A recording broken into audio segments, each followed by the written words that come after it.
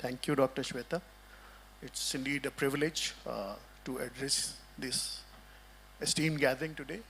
I'm representing UNOPS at the moment. It's an organization that partners with countries to deliver sustainable and resilient solutions.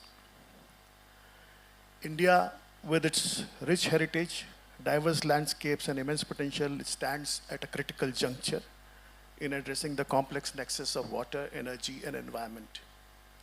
Let us begin with a very sobering thought that all the systems that provide us clean drinking water, energy, and healthy environment, they're all intertwined. And all of them are under great stress. We all recognize that. The choices that we make in any one sector invariably affects the other, and sometimes adversely. And if we fail to recognize and address these interdependencies, we risk ourselves, we risk perpetuating unsustainable practices that jeopardize not just the planet, but the humanity. Let me give you an example from the experience that I've had in the Ministry of Steel. In fact, post-retirement also I've been working associated with them in developing taxonomy for green steel, which is essentially, most of you would realize that steel making is a very carbon intensive exercise, and world over there are attempts to decarbonize the sector. So I'm associated with one of the task forces where we were trying to define what a green steel should be. Now, let me admit that in the exercise that was going on for the last about 1 year, we hardly ever thought about the relationship between reducing the carbon footprint in steel production with possible impact on the water footprint that this change in technology might have. So, but I mean, the point is that we are often, even at the highest level, not very conscious of the interdependencies. So we need to be conscious about that. So that's what I'm trying to say, that the nexus is not just a theoretical concept, but it's a reality for all of us. It's the water that sustains the crops, energy that powers our homes and industries, and the environment that nurtures us all. It is also about the choices that we make today to ensure a secure and sustainable future. India is home to about 18% of the world's population and has access to just about 4% of the freshwater resources that we have. Indian agriculture is heavily dependent on an irrigation system which is largely flood irrigation, which is leading to a lot of water wastage. 80% of the fresh water that we use in this country goes into agriculture. And there are huge possibilities of improvement in this sector. The over-extraction of groundwater, coupled with erratic monsoon patterns, have already led to water stress in many regions. India is also making tremendous strides in expanding energy access.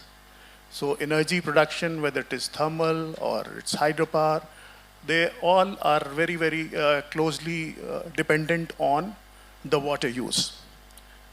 So it is crucial that we realize this and make sure that we have both the water and the energy security. Providing safe drinking water to the vast population that we have is a challenge. The Jal Jeevan Mission of the Government of India is a very, very significant flagship program. But still, a large number of challenges remain. There are areas where you have water-stressed areas where access is still a problem. Even when you build these water supply schemes, there are huge problems of operation and maintenance of these areas, the sustainability of the sources, ensuring that the water sources are not contaminated, and sustained. So these are the challenges.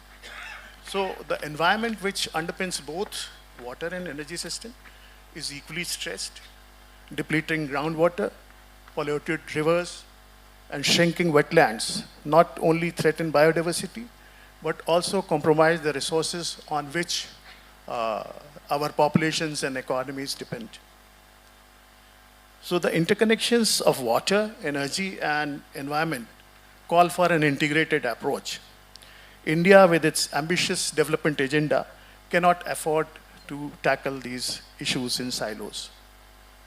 Agriculture, as I mentioned, uses a lot of water. There are huge potential. There is a huge potential to economize on water use in agriculture. Sprinkler systems and drip irrigation systems can lead to substantial improvement. In this context, I think this per drop, more crop initiative is also of a significant step. However, scaling of these technologies and reaching it to all the areas requires a lot of creating more awareness and assistance to the farmers. Sorry, sir, but I'll intervene in between because the time is running Okay. away, and I have one more speaker to ask a question to. Okay, so if okay. you can just conclude. Yes, I'll do that.